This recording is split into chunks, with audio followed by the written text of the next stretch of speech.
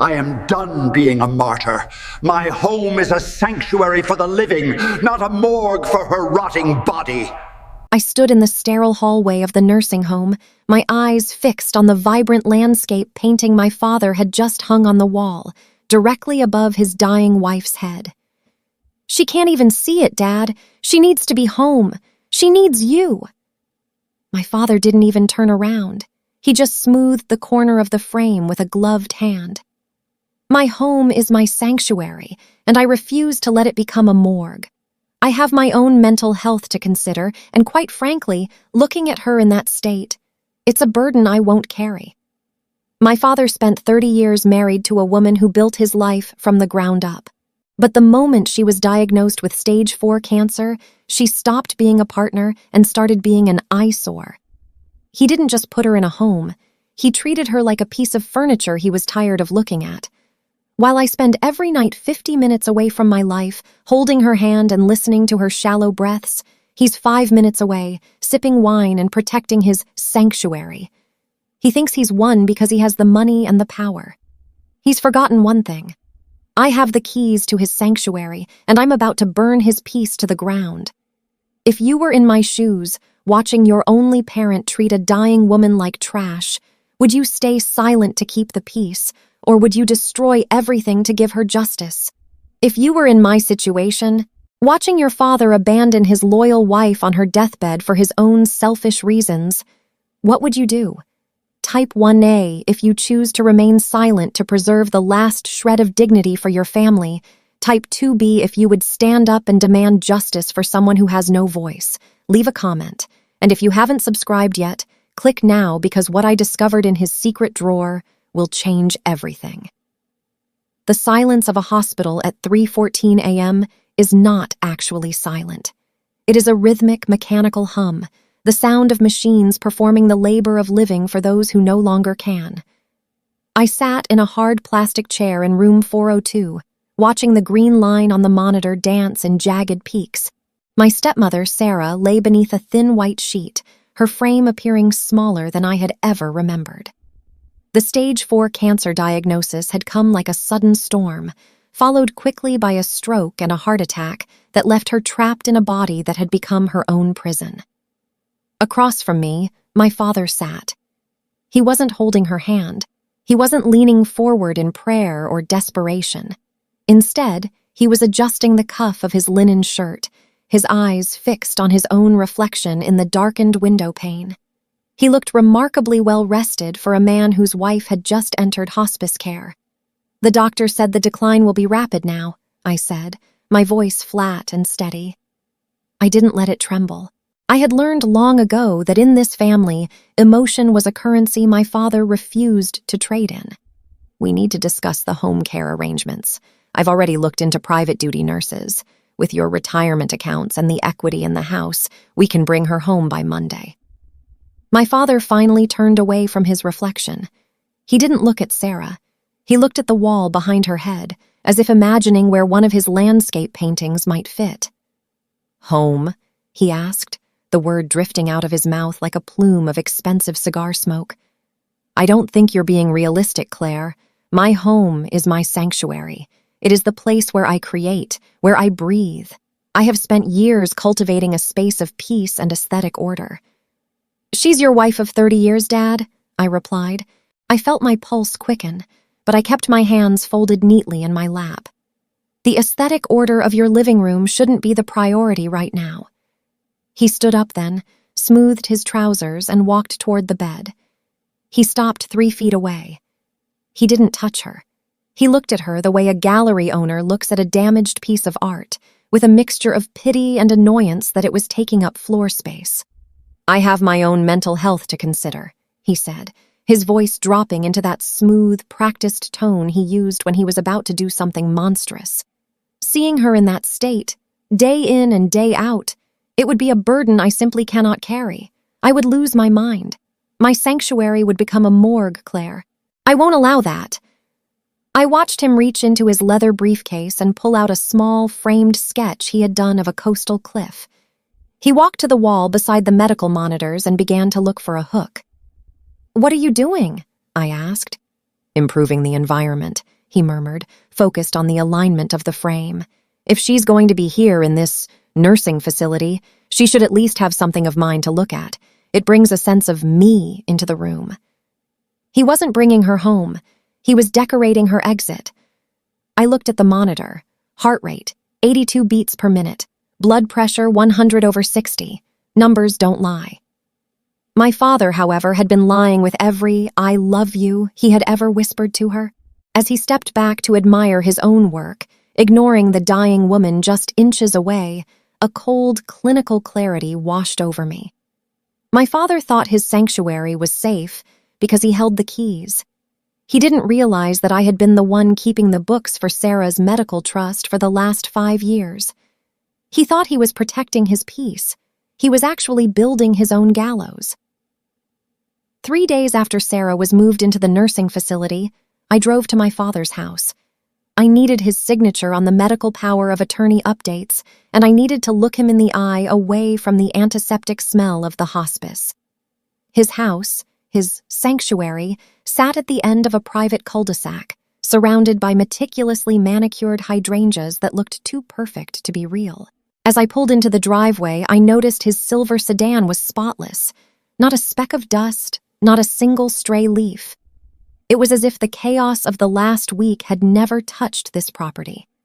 I found him in his sunroom. The air smelled of expensive espresso and oil paints.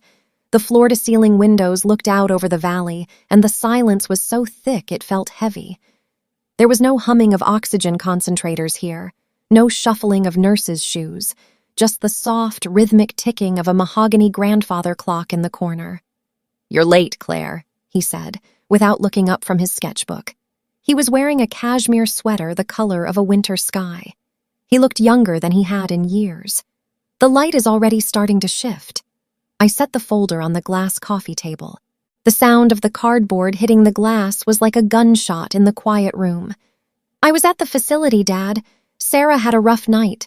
Her breathing is labored and the staff is stretched thin.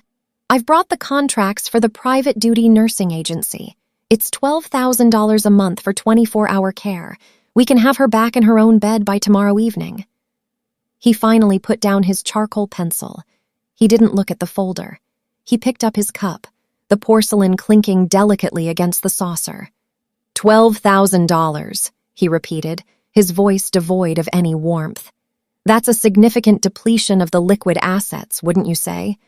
Assets that were meant to sustain this home, to sustain our family's legacy." "It's her money too, Dad," I said. My voice was a low, steady vibration in my chest. "She worked for 30 years. She contributed to every cent of that legacy.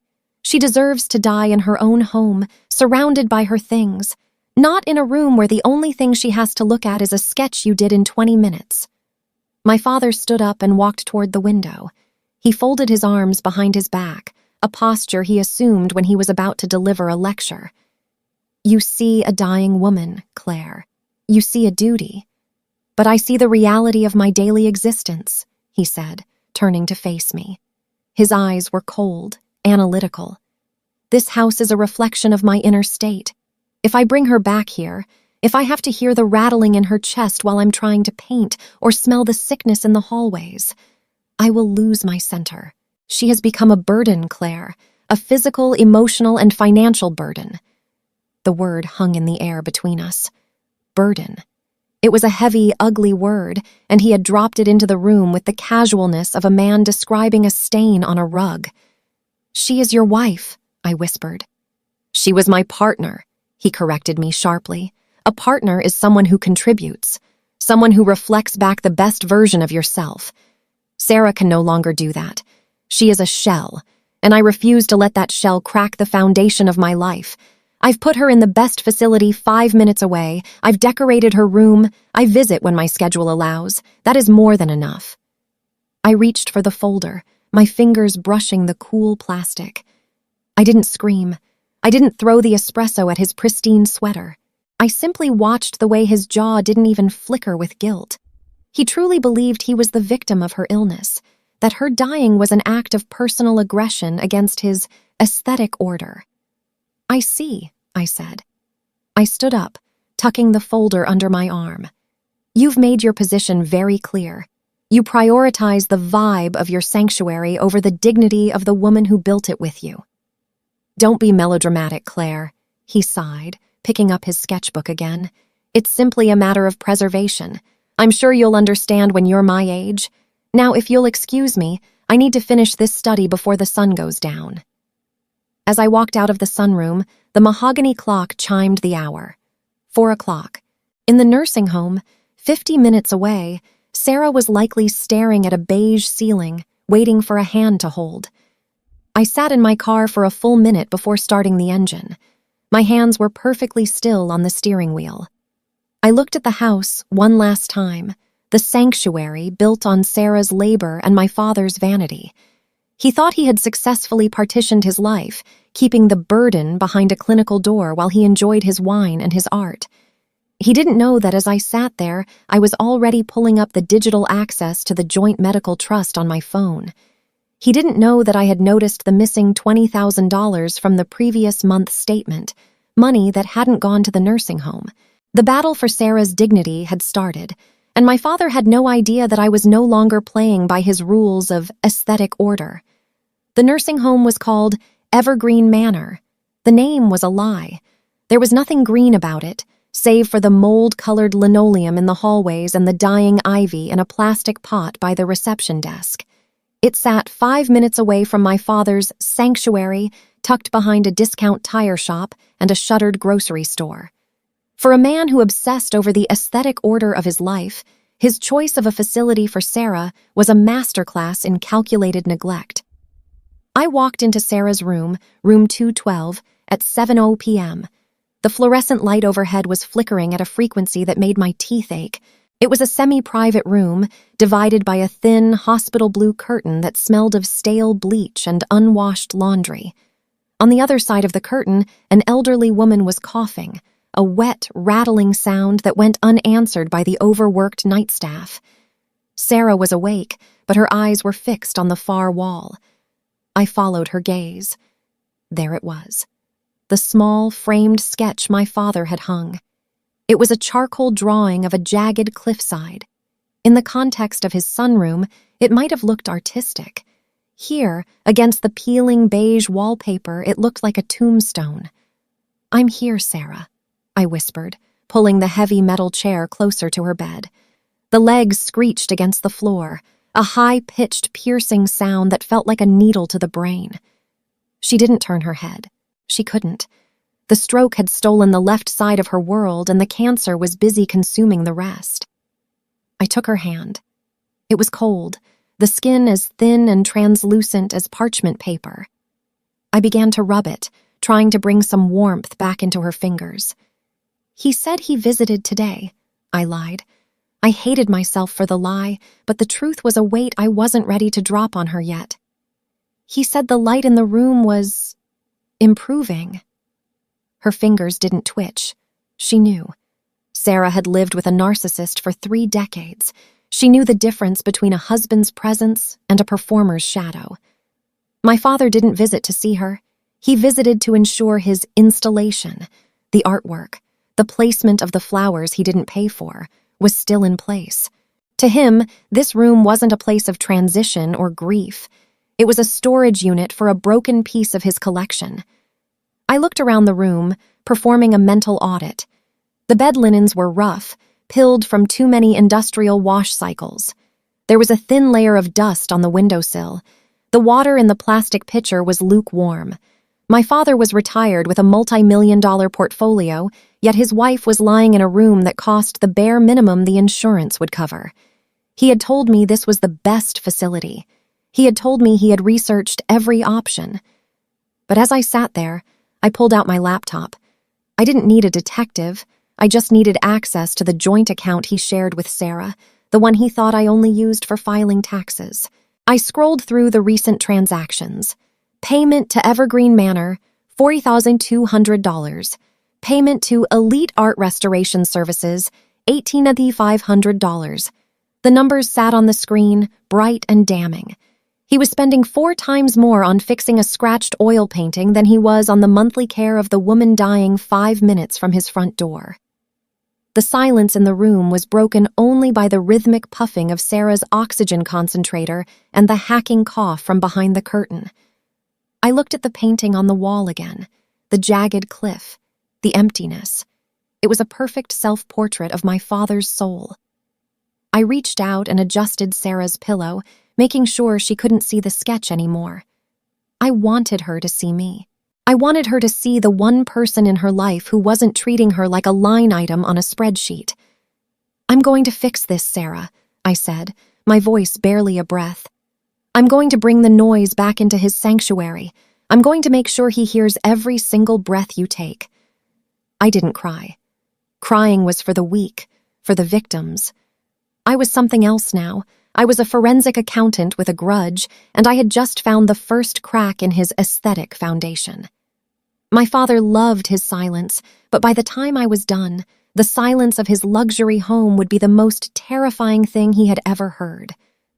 The following Tuesday, I arrived at room 212 to find a transformation. It wasn't a medical one.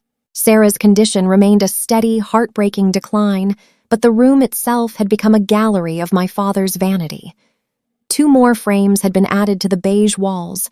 One was a watercolor of a desolate shoreline, the other a high-contrast charcoal of a storm.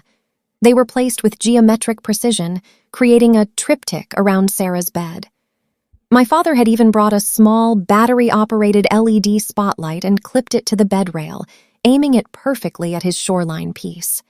The light cast a harsh, clinical glare that reflected off the glass and hit Sarah's closed eyelids. My father was standing by the window, talking to a young nurse named Miller. He was wearing his grieving artist costume, a charcoal turtleneck and a look of practiced, soulful exhaustion. "You see," he was saying to the nurse, his voice a melodic baritone of fake empathy, "the environment is the first step in healing the spirit. Even if the body is failing, the soul must be fed by beauty. I couldn't bear to think of her in a room with no soul." Nurse Miller looked moved. "That's so thoughtful, Mr. Vance. Most husbands don't even think to bring a radio." "I am not most husbands," he replied, giving her a soft, tragic smile. He reached out and touched the corner of the watercolor frame, adjusting it by a fraction of a millimeter. He didn't look at Sarah once. He was busy curating the backdrop for his own performance of tragedy. I stood in the doorway, my briefcase hanging heavy at my side. I watched the way his thumb traced the mahogany frame, avoiding the blue-veined skin of Sarah's hand just inches away. He was a master of proximity without contact. He wanted the credit for being there without the discomfort of actually being there. "The soul might be fed by beauty, Dad," I said, stepping into the room. The click of my heels on the linoleum cut through his monologue. "But the body is fed by proper nutrition and pain management. Nurse Miller, has the doctor reviewed the request for the upgraded palliative mattress?" The nurse blinked, snapped out of my father's spell. "Oh, I believe the insurance denied the specialized airflow mattress. It was deemed elective for this level of facility." I turned to my father. He didn't flinch. He just kept his hand on the frame. "The mattress is $3,000, Dad," I said. "Less than half of what you spent on that art restoration last week. Should I write the check from the joint account, or do you want to handle it?" The silence that followed was heavy, punctuated only by the rhythmic hiss-click of Sarah's oxygen. My father turned to me, his tragic smile vanishing, replaced by a thin, sharp line of irritation. "This isn't the place for base financial discussions, Claire," he said, his voice dropping to a dangerous, icy whisper. "I have provided a stable, professional environment for her. I have brought beauty into this drab corner of the world. Don't ruin the sanctity of this space with your bookkeeping." "Sanctity?" I asked, walking over to the bed. I reached out and turned off the LED spotlight he had aimed at the painting. The glare vanished, leaving Sarah's face in the soft, natural shadows of the evening. "She's sweating, Dad. The cheap polyester sheets are sticking to her skin. She doesn't need a watercolor of a shoreline. She needs to not feel like she's lying on a bed of plastic." He didn't look at Sarah's sweat-beaded forehead. He looked at the painting I had just plunged into darkness. "You have no sense of the bigger picture," he muttered.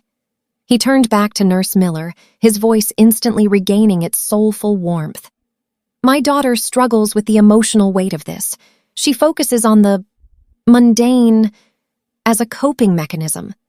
I'm sure you understand. He was gaslighting me in front of the medical staff. It was a classic move. He was the deep artistic caregiver, and I was the cold, calculating daughter. But as I watched him guide Nurse Miller toward the door, talking about the lighting requirements for the room, I opened my briefcase.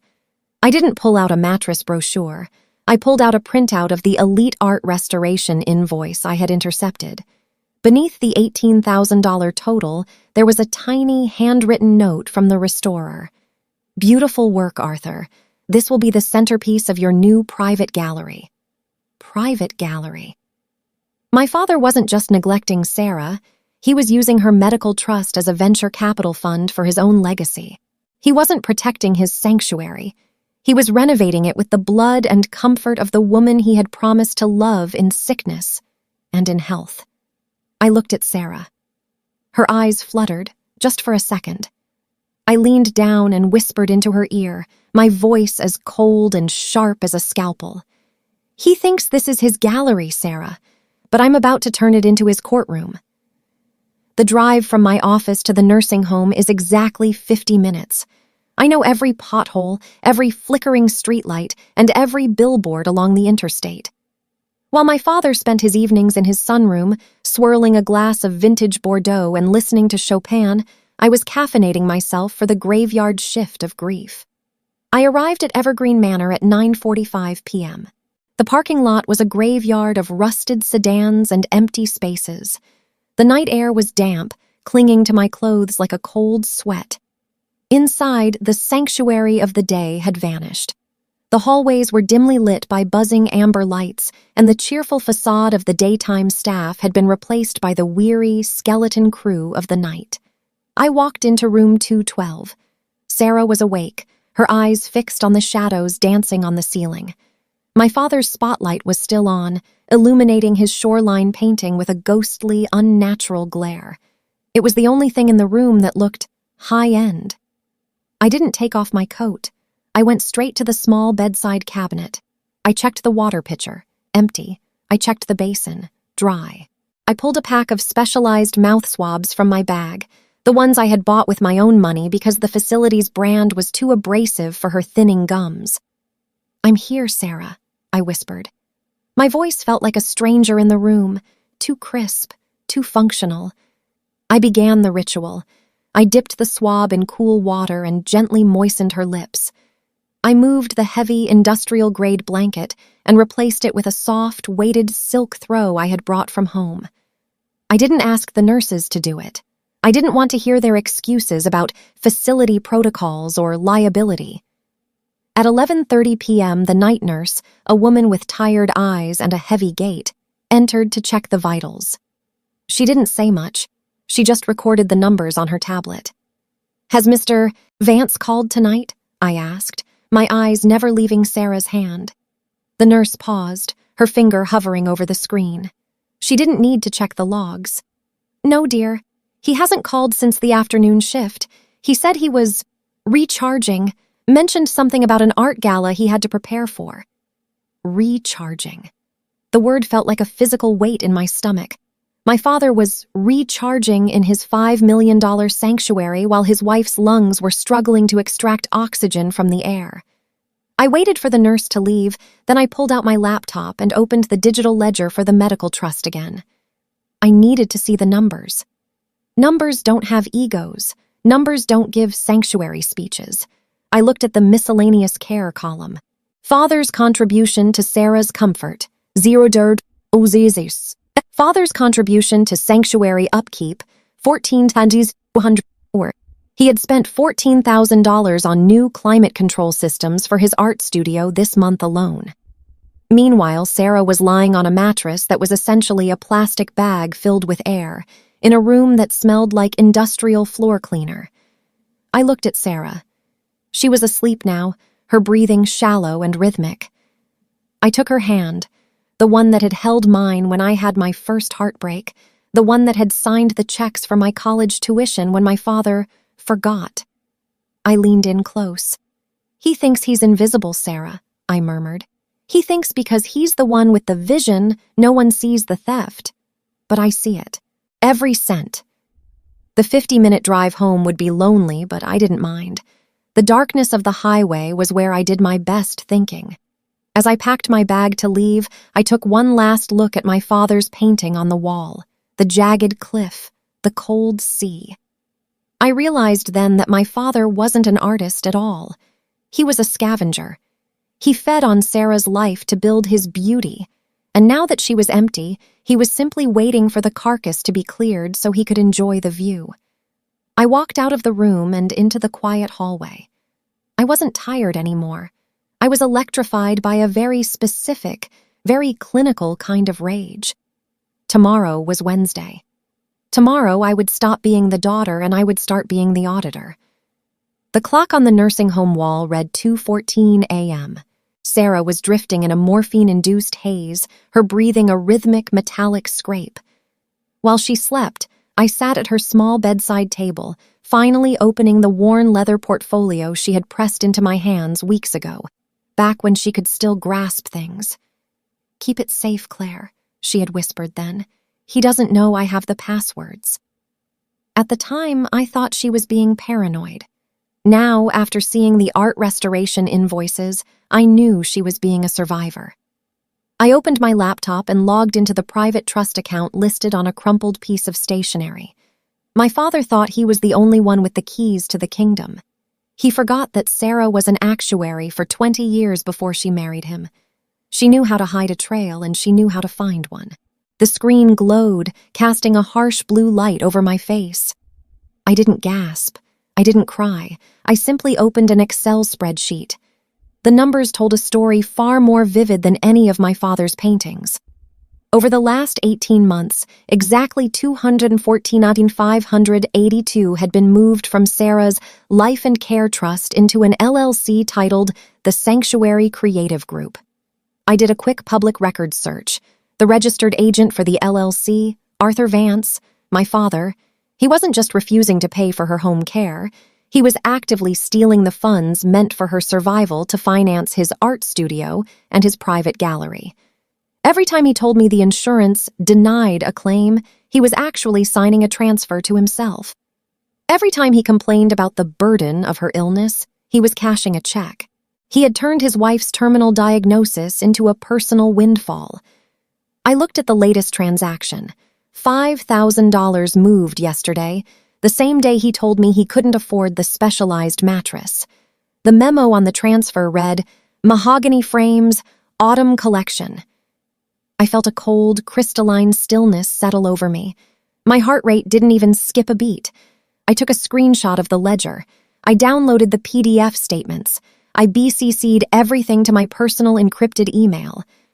My father loved the aesthetic of tragedy, but he was about to learn that the aesthetic of a forensic audit was much more permanent.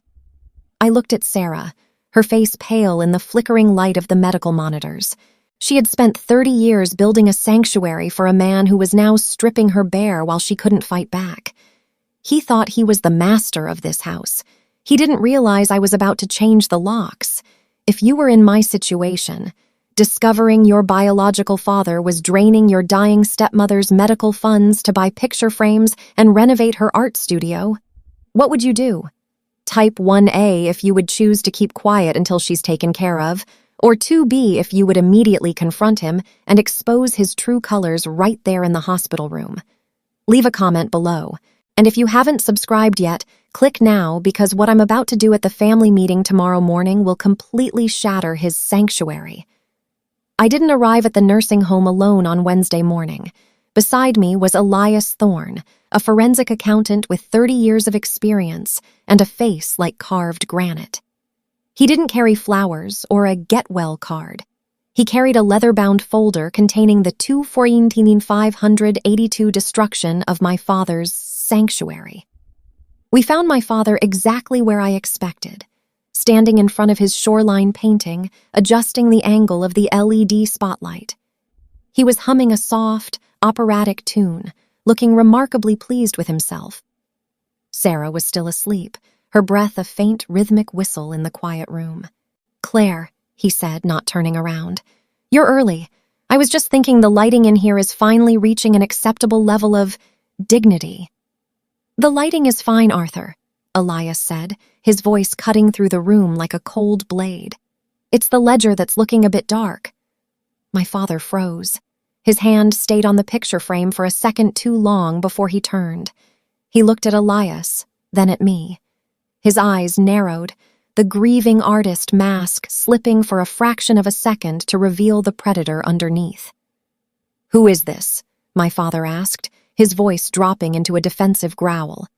"This is a private room. This is a space of healing."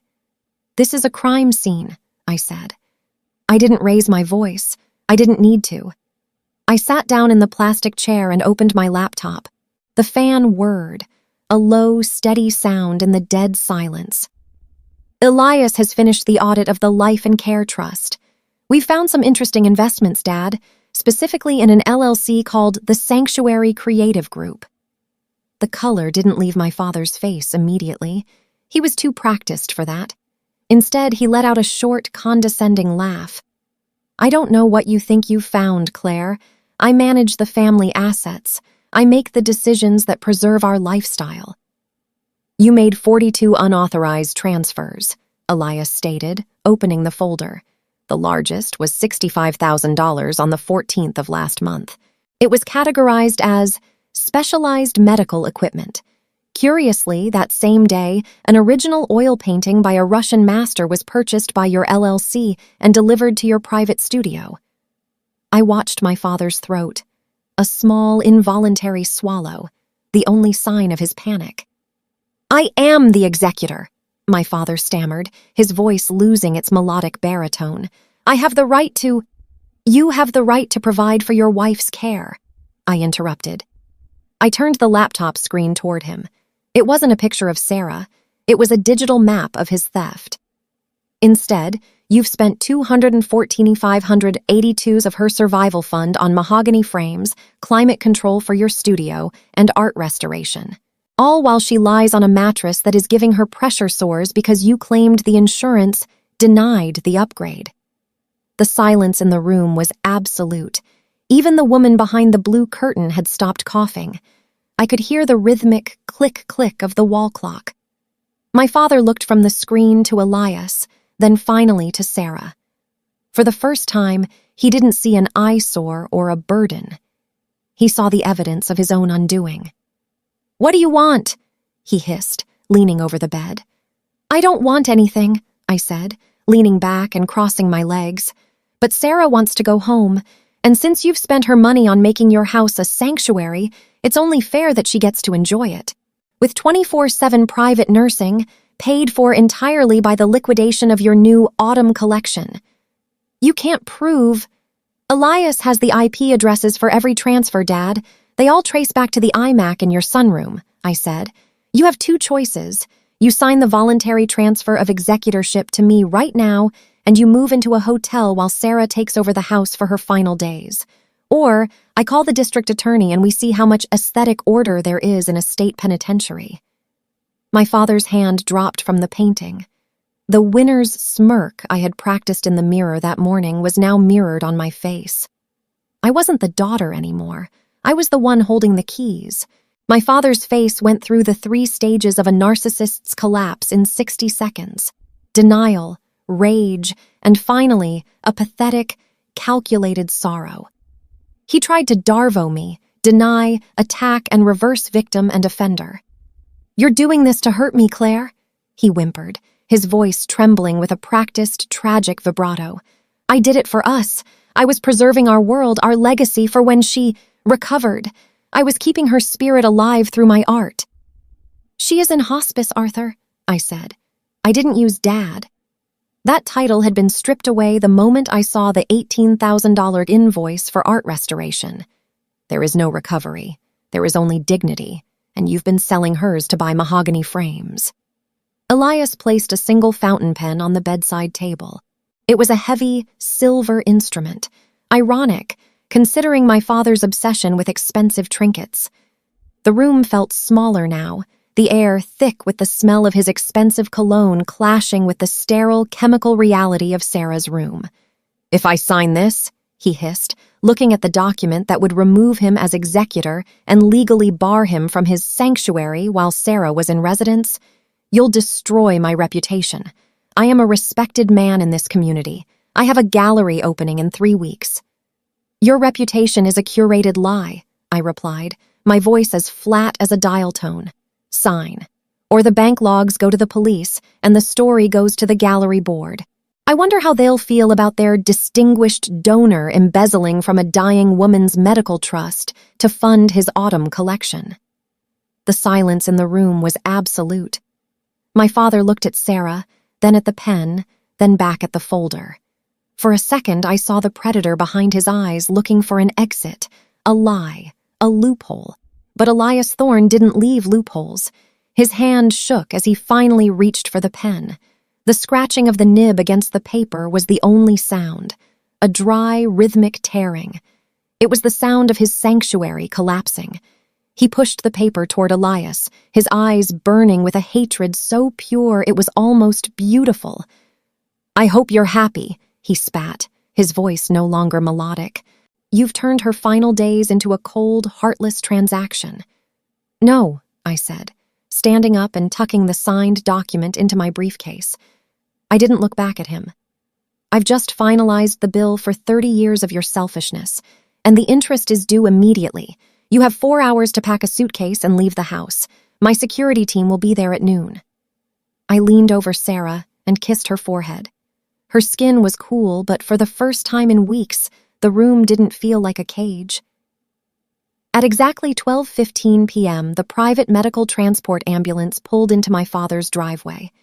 It was a $1,200 ride, paid for by the first authorized withdrawal from the trust I now controlled. The heavy hydraulic lift hissed as it lowered Sarah's gurney onto the pristine asphalt. The sound was sharp, mechanical, and loud, a deliberate intrusion into the sacred silence of the cul-de-sac. I stood on the front porch, the heavy mahogany keys cool in my palm. Beside me stood 2 men from a private security firm. They weren't there for violence. They were there for the clinical enforcement of a boundary. They stood with their hands folded, their presence a silent, armored wall between my father's ego and the woman he had tried to discard. The front door opened. My father stepped out carrying a single designer leather suitcase. He looked smaller without the backdrop of his aesthetic order. His hair was slightly disheveled, and the cashmere sweater he loved so much was wrinkled at the elbows. He looked at the ambulance, then at the security team, and finally at me. "You're actually doing this," he said. His voice was no longer a baritone. It was thin, like paper being torn.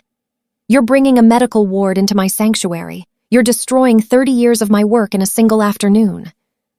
"I'm bringing a wife back to her home, Arthur," I replied. I didn't move an inch. "And it's not your sanctuary anymore. As of 9 a.m., the lease and the utility accounts have been shifted to the trust. You have your suitcase. Your autumn collection has been professionally crated and moved to a climate-controlled storage unit in the industrial district. You'll find the key in your email." He flinched at the word industrial. To a man like him, being relegated to a storage locker next to auto body shops was a fate worse than death. "The storage costs will be deducted from your personal stipend," I added.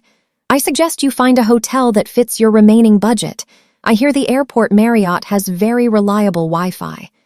He opened his mouth to speak, to deliver one last, devastating monologue about my lack of soul. But the paramedics began to wheel the gurney up the ramp. The rattling of the metal wheels against the stone steps drowned him out. He had to step aside to avoid being hit. For the first time in his life, my father was not the center of the frame. He was an obstacle being bypassed. He walked down the driveway without another word, his suitcase wheels clicking unevenly against the stones. He didn't look back at the house. Narcissists rarely do when they've lost their audience. I turned and followed the gurney into the sunroom. The transformation was already underway.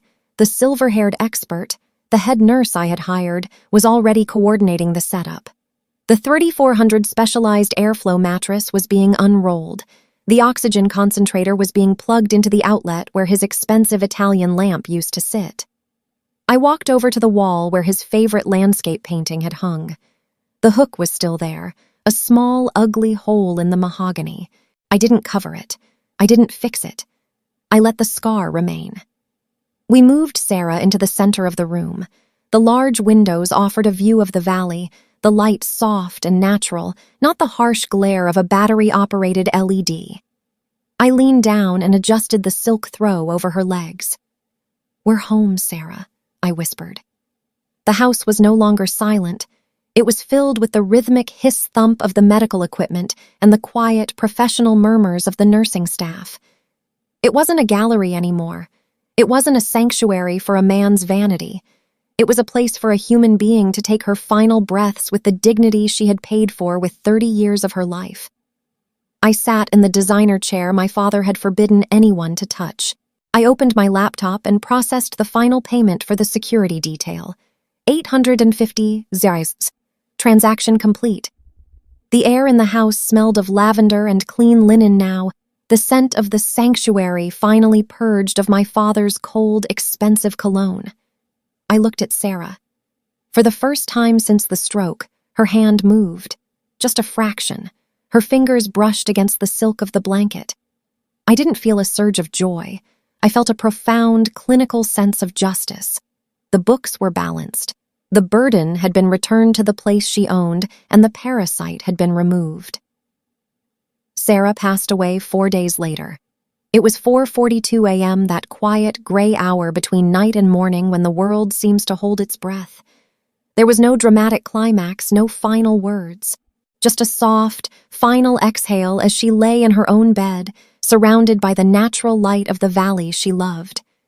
The sanctuary was silent again, but this time, the silence was honest. My father did not attend the funeral. He sent a 3-paragraph email through his lawyer, detailing the psychological trauma I had caused him by invading his home. He claimed his creative spirit had been permanently dampened. He didn't mention Sarah's name once. I didn't reply. I was too busy with the final liquidation. Under the terms of the trust I now fully controlled, the house was sold 3 weeks later. It went for $4.2 million. After the medical bills and the high-end nursing fees were settled, the remainder was donated to a foundation for victims of financial elder abuse, exactly as Sarah had specified in a secret codicil she'd hidden in her leather portfolio. My father's Sanctuary Creative Group, LLC, was formally dissolved by the state. Without the medical trust to siphon from, he couldn't maintain the storage fees for his autumn collection. The crates were eventually auctioned off to cover his debts. I heard he's living in a 1-bedroom apartment near the interstate now. No mahogany walls, no mountain views, just the sound of traffic and the humming of a cheap refrigerator. I stood in the empty sunroom one last time before handing the keys to the new owners. The light was perfect, hitting the spot where Sarah's bed had been. I didn't feel sadness. I felt the quiet satisfaction of a balanced ledger. Narcissists like my father spend their entire lives building monuments to themselves, using the people who love them as the raw materials. They call it peace, but it's just the silence of a hollow room. I walked out the front door and locked it. The click of the bolt was the most beautiful sound I had ever heard. The audit was closed. The burden was gone. And for the first time in 30 years, the sanctuary was finally empty.